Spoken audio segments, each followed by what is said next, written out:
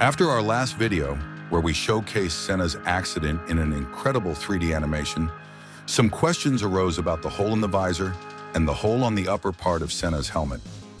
At the time of the accident, there was a lot of speculation about this, including theories of a possible sniper shot.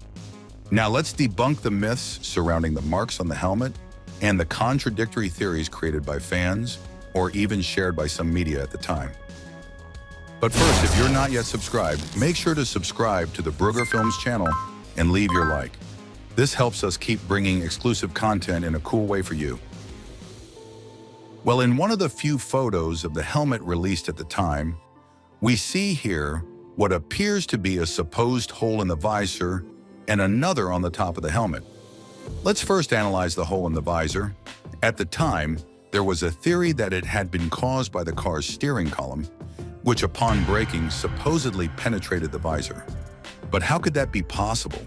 If the column had pierced the visor, it would have broken through the entire structure and exited through the back. However, this isn't possible because the helmet rests against the car's cockpit, and there's no report of a hole at the back of the helmet.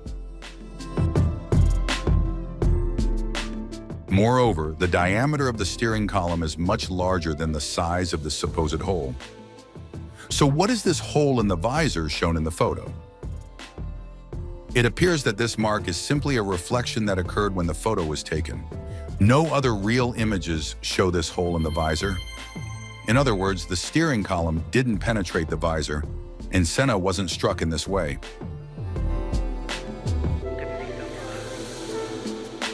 Now let's talk about the sniper shot theory.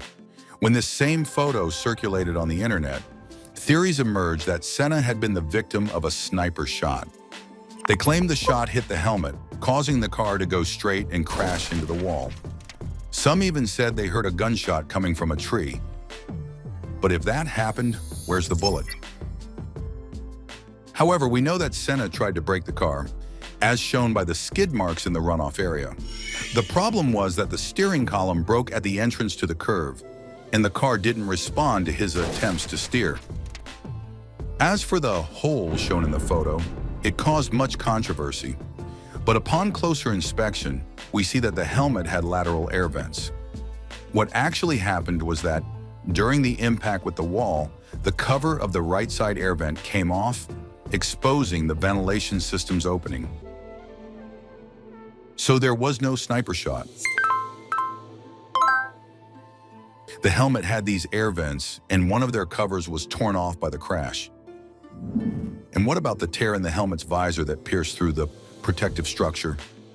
In the previous video, we detailed how the suspension arm pierced Senna's visor, hitting him just above the eyebrow and causing a wound approximately 2 centimeters deep. We also explained how the helmet's impact against the wall resulted in a fatal injury. So, go check it out to see all the details. And what about a supposed crack on the upper part of the helmet?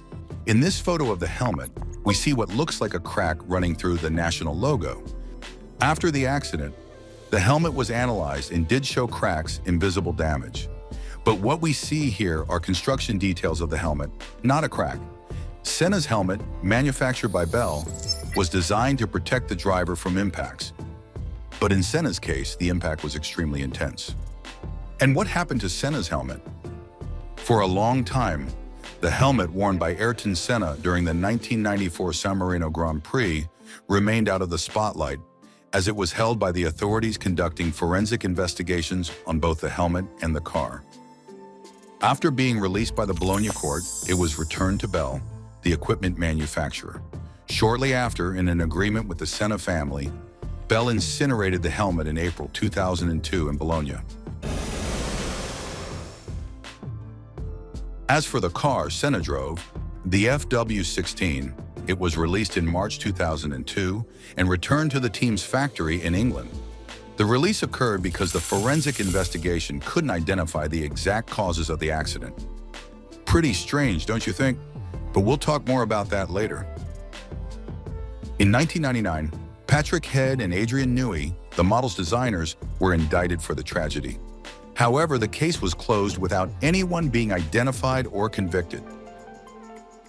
But what really caused the accident?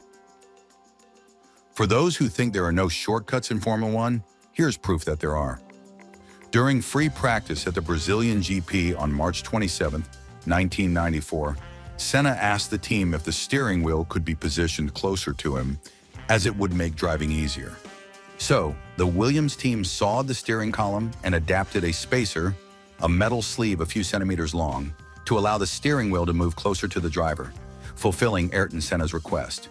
In other words, it was the driver himself who requested the change, but the makeshift solution came from the technical team. Unfortunately, this temporary fix for the Brazilian GP ended up becoming permanent. What the team's engineers didn't foresee was that the weld would fail due to fatigue caused by the impacts the steering column endured from track irregularities and the forces exerted during curves or sudden movements. And that's exactly what happened. The steering column broke, causing the accident. In the previous video, we showed the entire accident in 3D and explained the real causes of the driver's death. If you haven't seen it yet, go check it out. Here's a fun fact. You've probably heard that Ayrton Senna's nickname among his family was Beco. This nickname didn't come from the word beco, beak, as many think, but rather from his cousin Lillian's attempt to pronounce Kaneko, the nickname Senna had as a child. Recently, a mini-series about Ayrton Senna was released on a streaming platform, and in one episode, it's depicted that Senna had a relationship with a woman of nobility. However, in reality, this never happened. The character Milena, who appears in the series, is fictional and was created solely to add drama and symbolism to the narrative. Another interesting fact involves the rivalry between Nelson Piquet and Ayrton Senna.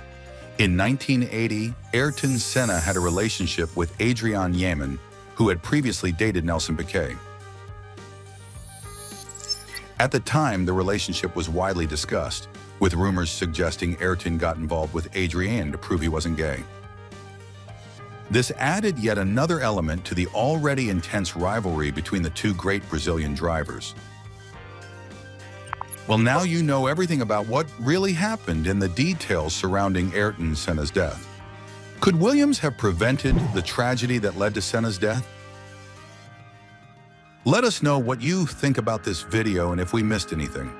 Let's exchange ideas on the subject.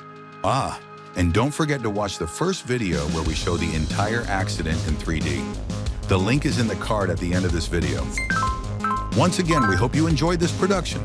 Don't forget to leave your like and, of course, share our videos with your friends. A big hug, and we'll see you in the next production. See you soon.